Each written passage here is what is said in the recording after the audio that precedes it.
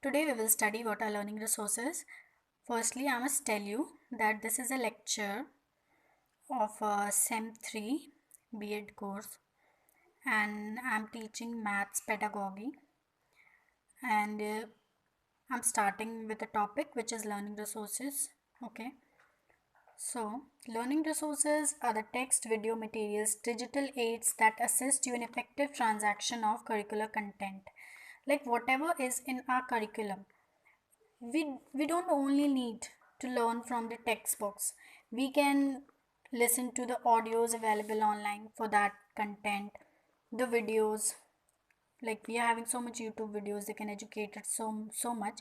Digital aids like if we study from mobile, if we study from laptops, like nowadays there are so many teaching aids. Okay, they are charts, models, textbooks, everything is teaching aids, and it is an indispensable part of teachers life.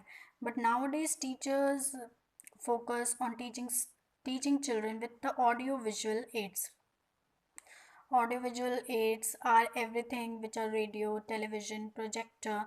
Like if students study from the projector, they they get a better understanding of the topic. Like whatever student is seeing that a person is doing a particular thing, it's like a pictorial representation on your mind, and mind is more able to remember those things which are represented by means of a picture.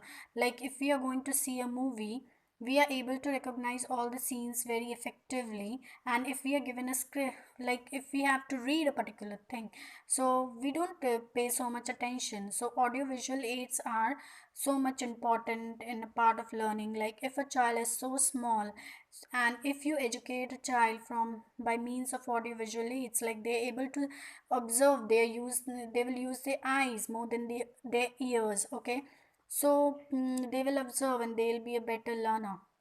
Whatever they learn by doing, they can remember it for long. So we should focus in this type of studying from the childhood onwards. Okay, so learning resources, I'm just telling that learning resources is everything: text, audio, visual, digital aids, everything which help us in curriculum content. So see, whatever we study, whatever exams we give, we firstly see the curriculum.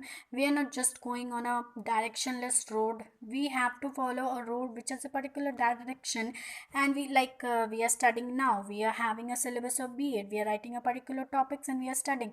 So that's why we have to study according to a particular curricular content in whatever class we and whatever exams we are giving.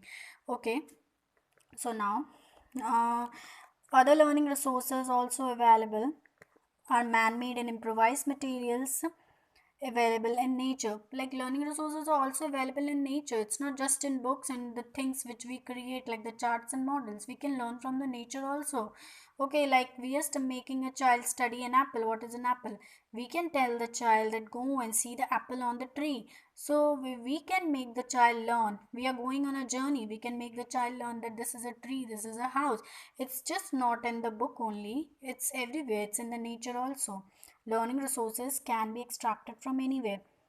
Okay, now here it's given technology, digital learning resources are also developed. Yes, now we are more focused on technology. We are studying online, we are learning from the mobiles, we are educating from the mobiles, we are expressing ourselves from the mobiles. So these are the learning resources: textbooks, prints and digital workbooks, activity books, flashcards, laboratories, models, reference books, e-resources, everything.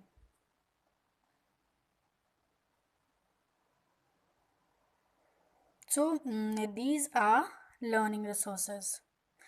And now what we will study, the pooling of learning resources in the complex block and district level. Okay,